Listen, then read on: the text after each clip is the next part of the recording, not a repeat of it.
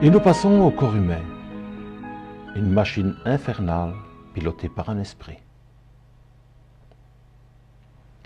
Je vous fais peur? Non, pas tout de suite. Alors on poursuit. Surtout, dites-vous bien que je ne suis pas ici pour vous dicter votre conduite. Loin de moi cette pensée. Je suis simplement ici pour vous aider à réfléchir. Et lorsque je vous dis « je suis ici », il serait plus juste de ma part de vous dire « nous sommes ici », car Jacques, son équipe et moi-même, nous sommes devenus des amis inséparables. Hélas, c'est seul que je dois prendre la parole. Et croyez bien que je la laisserai de bon cœur, mais à chacun ses peines. Je suis donc ici pour vous aider à réfléchir. À réfléchir à quoi?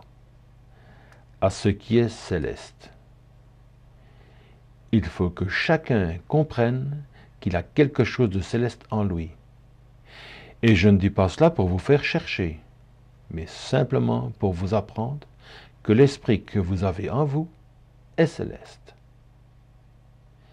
Et je vous parle bien ici de votre esprit, de lui qui n'est autre que le pilote de votre corps. Lui, il est d'origine céleste et reprendra sa vie céleste le jour où votre corps lui aura rendu sa liberté. Car voyez-vous, lui et votre corps se sont unis dans un contrat où chacun s'est juré d'accompagner l'autre, et ce, jusqu'à ce que votre corps charnel rende l'âme, comme on dit ici-bas. En vérité, il ne rend pas l'âme. Il rend la liberté à l'esprit avec lequel il s'était associé. Et c'est celui-ci qui reprend enfin sa route après le décès de votre corps. Et maintenant, c'est à vous de vous rendre compte que votre corps d'humain n'est autre qu'une machine. Une machine incroyablement infernale, c'est vrai. Néanmoins, elle est ce qu'on appelle une machine primaire. Elle n'est qu'un robot. Elle n'est là que pour vous servir le temps de votre incarnation. Profitez donc de cette machine. Je ne dirais pas qu'elle est indestructive, mais presque. Presque, puisque très souvent elle repart d'elle-même. Mais respectez-la afin qu'elle vous accompagne le temps de votre mission céleste sur Terre. Je ne sais pas si je me suis bien fait comprendre. Je vais donc me répéter. Dites-vous ceci. L'esprit que vous avez en vous vient d'un autre monde. Il retournera dans ce monde le jour où votre corps lui aura rendu sa liberté. C'est alors qu'il cheminera dans les chemins célestes pour reprendre la place qu'il occupait avant de descendre en vue d'effectuer sa mission d'incarnation. C'est lui, et lui seul, qui a demandé à s'incarner dans votre corps. Et lui seul a le devoir de remplir sa mission. Quelle mission?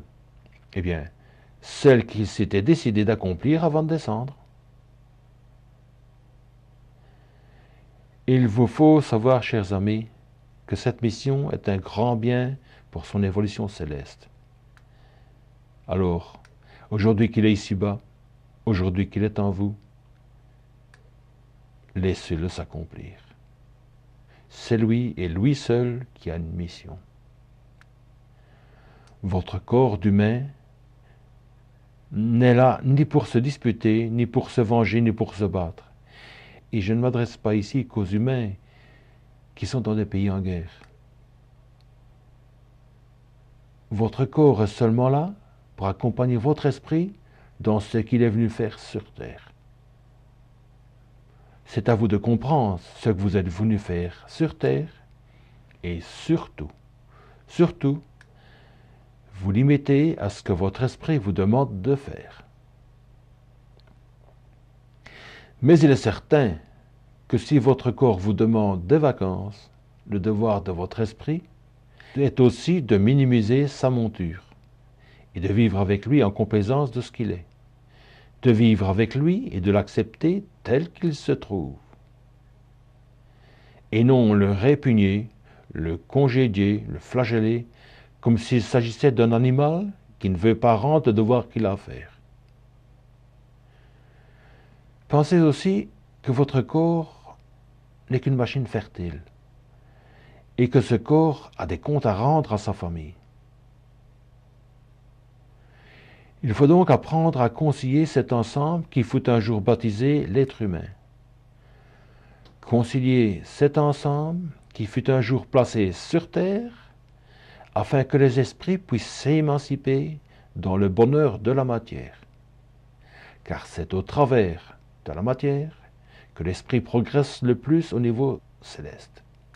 Car une fois rentré dans l'autre monde, bien que celui-ci ait un tas de missions d'accompagnement d'humains sur terre à accomplir, il n'est plus possible de persévérer autant qu'à travers la matière, c'est-à-dire persévérer autant qu'à l'époque où il se trouvait incarné.